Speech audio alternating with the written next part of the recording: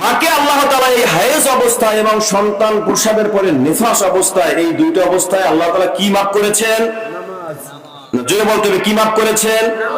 কি মাফ করেছেন? রোজাকে কেন মাফ করেন নাই?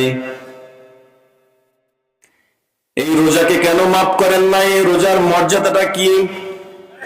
এই মর্যাদা থেকে আমার ওই মা, ওই আমার অসুস্থ ভাই, ওই মুসাফির ভাই যেন বঞ্চিত না হয়, আল্লাহ তাআলা আপনাকে সুযোগ করে দিচ্ছেন। বলেন সুবহানাল্লাহ।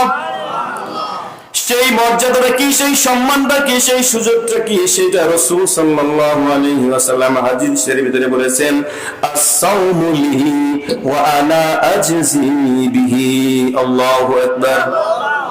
কি উত্তর পেয়েছেন? কি বাবার উত্তরটা কি বলেন আপনারা? আস-সাওমু লি ওয়া আনা আজজি বিহি। আল্লাহু আকবার। এই রমজানটা হলো আমি আল্লাহ তাআলার জন্য। এটা হাদিসে কুদসির ভিতরে এই হাদিসটা এসেছে।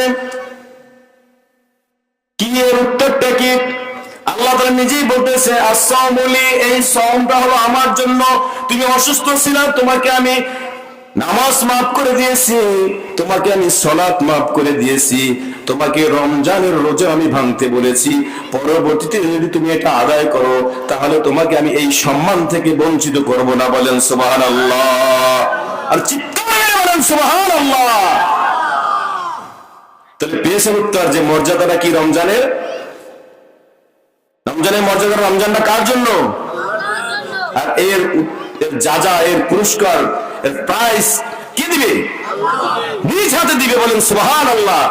এই নিজ হাতে যে আল্লাহ তাআলা দিবেন, এখান থেকে যেন কোনো মুসলমান বঞ্চিত না হয়, কোনো অসুস্থ মা, অসুস্থ ভাই, কোনো মুসাফির যেন বঞ্চিত না হয়। এই জন্য আল্লাহ তাআলা আপনাকে এই সুযোগ করে দিয়েছেন যে রমজান শেষ হয়ে যাওয়ার পরে যখনই তুমি সুস্থ হবে, তখন যদি তুমি ওই একটা রোজার পরিবর্তে একটা রোজা রাখো, আমি তোমাকে সমপরিমাণ সওয়াব দেব। বলেন সুবহানাল্লাহ।